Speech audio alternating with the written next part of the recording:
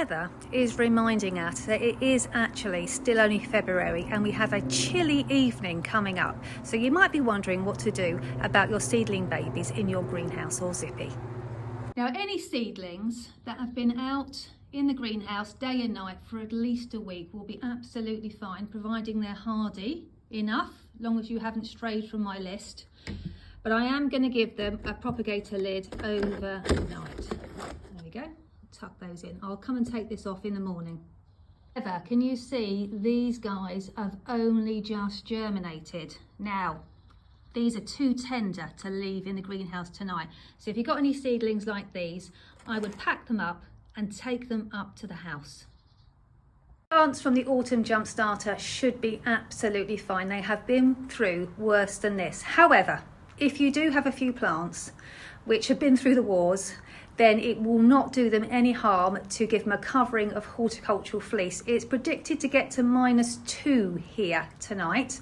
So I think I'm going to give my sweet peas and my ranunculus that I planted in the polytunnel a recovering over, because I have the horticultural fleece, so I might as well use it. If you don't have any horticultural fleece, then you could just improvise and use an old sheet. If you have got a zippy greenhouse and you don't have anything to use, then you can just put a big bath sheet over the zippy for tonight. But do bring the seedlings in.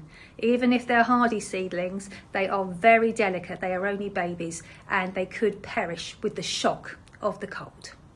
Got some newly emerging ranunculus here. They have not been in the greenhouse very long, so they're going to go on a heat mat. I've turned the heat mat right down to 16 degrees, so it's not too hot.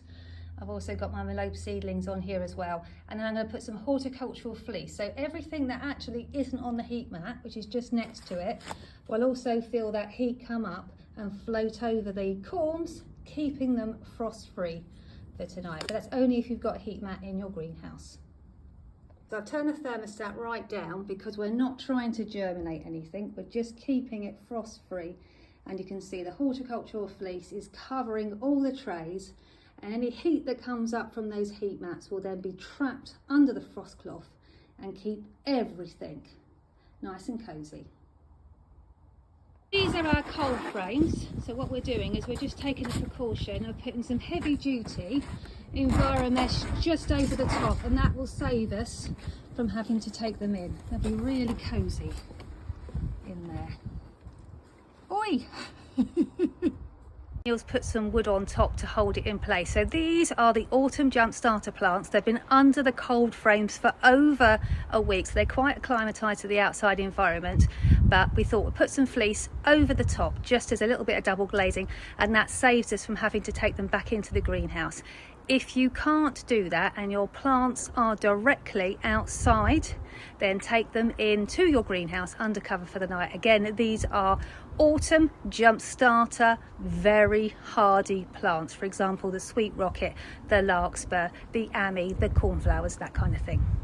Before I forget, the breezer that we've just potted on, that's gone back into the greenhouse. Remember, I said I would if it got cold. We've only just moved it out, so I've moved it back for the time being. So if you've got your breezer under your cold frame, pop it back into the greenhouse, because it has got that liability to suffer with cold shock if you don't harden it off for ages.